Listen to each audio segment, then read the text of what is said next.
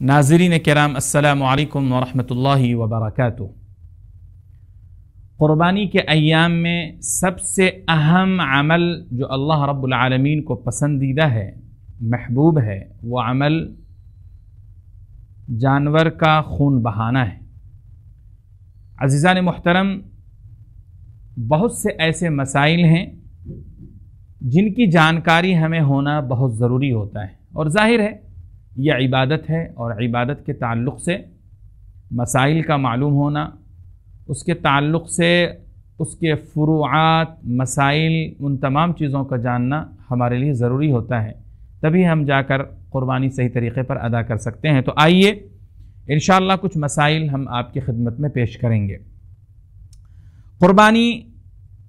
दो तरह की होती है, एक क़ुरबानी वाजिब होती है और दूसरी नफिल होती है। वाजिब क़ुरबानी, इसकी थोड़ी तफसीलात हैं। आप यूँ समझें कि ये वाजिब क़ुरबानी एक तो उन मुसलमानों के ऊपर वाजिब होती है जो साहब निसाब होते हैं। साहब निसाब से मुराद वो शख्स जिसको अल्लाह रब्बुल आलमीन ने क़ुरबानी की वुसअत दे रखी है। अगर हम उसूली तौर पर बात करें तो हम यूँ कह सकते हैं, ऐसा शख्स जिसके पास 52.5 तोला चांदी या 7.5 तोला सोना या इनकी कीमत अगर उनके पास मौजूद है तो उसको साहब निसाब कहा जाता है, और ऐसे शख्स के ऊपर क़ुरबानी वाजिब हो जाती है। इसकी थोड़ी और तफसीलात हैं, और वो ये हैं कि कभी कभी ऐसा होता है कि ये क़ुरबानी गनी और फ़कीर दोनों के ऊपर वाजिब हो जाती है। जैसे मान लीजिए एक मालदार शख्स ने नज़र मान लिया कि अगर मेरा फ़लाँ काम हो जाता है तो मैं क़ुरबानी करूँगा, उसके ऊपर ये एक मुस्तकिल क़ुरबानी नज़र की हो जाएगी, ये भी वाजिब क़ुरबानी होती है। इसी तरीक़े से किसी फ़कीर शख्स ने, किसी मुहताज तंगदस्त आदमी ने ये नज़र मान लिया कि मैं क़ुरबानी करूँगा, तो ऐसी सूरत में उसके ऊपर भी क़ुरबानी वाजिब हो जाती है। तो ये वो शक्ल है जिसमें गनी और फ़कीर दोनों में कोई फ़र्क नहीं रह जाता है, इन दोनों के ऊपर क़ुरबानी वाजिब हो जाती है। कभी ऐसा होता है कि क़ुरबानी सिर्फ़ फ़कीर आदमी के ऊपर वाजिब होता है। जैसे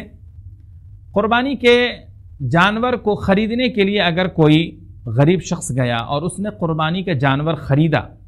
और ख़रीद कर उसने ये नियत कर लिया कि इस जानवर को मैं क़ुरबानी दूंगा, मैं क़ुरबान करूंगा, तो ये शक्ल ऐसी है जिसमें फ़ुक़हा कहते हैं कि अब उस जानवर की क़ुरबानी इस गरीब और इस फ़कीर शख्स के ऊपर वाजिब हो गई। ये ऐसे ही हुआ जैसे उसने नज़र माना था, नज़र की वजह से जैसे क़ुरबानी उसके ऊपर वाजिब हुई थी, वैसे अब उस शख्स ने क़ुरबानी का जानवर ख़रीद कर नियत करके उसने गोया अपने ऊपर उस जानवर को क़ुरबान करना लाजिम कर लिया है। तो इसलिए ये भी उसके ऊपर वाजिब क़ुरबानी की एक हैसियत हो जाती है। अज़ीज़ान मुहतरम,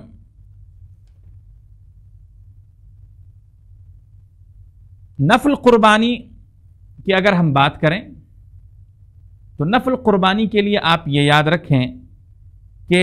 नज़र वाली जो क़ुरबानी होती है वो, और अय्याम नहर में, यानी क़ुरबानी के जो 3 दिन हैं, 10वीं, 11वीं और 12वीं ज़िलहिज्जा, इन 3 दिनों पर जो भी साहब निसाब शख्स होता है वो क़ुरबानी, और अय्याम नहर में अगर किसी गरीब शख्स ने कोई जानवर ख़रीद करके उसको क़ुरबानी कर लिया, नज़र मान करके उसने क़ुरबानी किया, तो इन 3 के अलावा जितनी क़ुरबानी होगी वह सारी नफल होती है। खुलासा यह है कि नज़र वाली क़ुरबानी या अय्याम नहर में गरीब शख्स का ख़रीद किया हुआ जानवर की क़ुरबानी और साहब निसाब की क़ुरबानी, इन 3 के अलावा जो भी क़ुरबानी की जाएगी वो सारी की सारी नफल क़ुरबानी होती है। मिसाल के तौर पर मैं आपको समझाना चाहूँ कि एक शख्स है जिसके ऊपर क़ुरबानी वाजिब है, उसने अपनी तरफ से भी क़ुरबानी किया और फिर उसने घर में मौजूद अपने वालिद के नाम से अलग से उसने क़ुरबानी कर दिया, या हुज़ूर अकरम सल्लल्लाहु अलैहि वसल्लम के नाम से उसने क़ुरबानी कर दिया, या घर के किसी और फ़र्द की तरफ से उसने अपनी क़ुरबानी पेश की है, तो ये सारी क़ुरबानियाँ वो हैं जिनको नफल क़ुरबानी कहा जाता है।